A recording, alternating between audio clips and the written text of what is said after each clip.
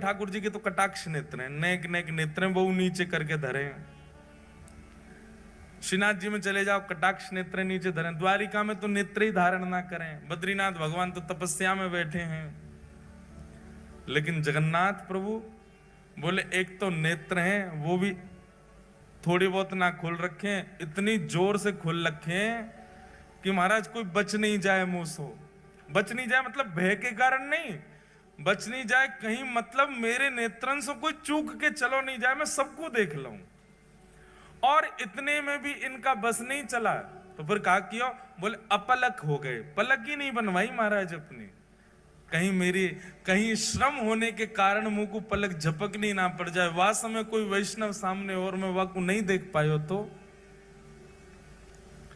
इसलिए अपलक नेत्र है, विशाल नेत्र है, सबको देखते हैं। एक बात आप बिल्कुल लिख लीजिएगा, जगन्नाथ भगवान के दर्शन की प्रधानता कम है, जगन्नाथ मंदिर में जाके स्वयं को दिखावे की प्रधानता है कि ठाकुर जी हमको देख लो। आप लोग मंदिर जाते हैं और उछट उछट करके देख रहे हैं हमको जगन्नाथ जी दिख जाए। जगन्नाथ जी को मत देखो। आप जगन्नाथपुरी जाएंगे तो जगन्नाथपुरी में एक अनुभव, इधर देखो इधर देखो, जगन्नाथपुरी में एक अनुभव होगा आपको। अगर आपका भीतर प्रवेश नहीं हुआ, वो भी सुबह या शाम को ही खुलता है भीतर का दर्शन जो है। अधिकतर दर्शन कहां से होगा? जहां पर गरुण स्तंभ है, वो गरुण स्तंभ के, अब आप में से जगन्नाथपुरी गए कितने, पहले हाथ ऊपर करो। ओहो, फिर तो जो नहीं गए वो कैसे समझेंगे। मैं तो पूरी इमेजिनेशन बता रहा हूं। चलो, जो नहीं गए हैं वो इमेजिन ही कर लो।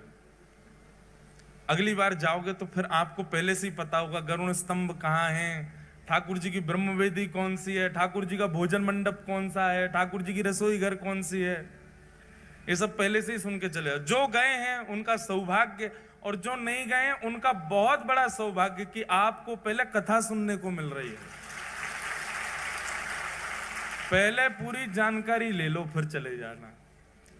लेकिन इस कथा के बदले आपको एक काम तो करना ही पड़ेगा कि 2025 आए उससे पहले जगन्नाथपुरी हुआ ना।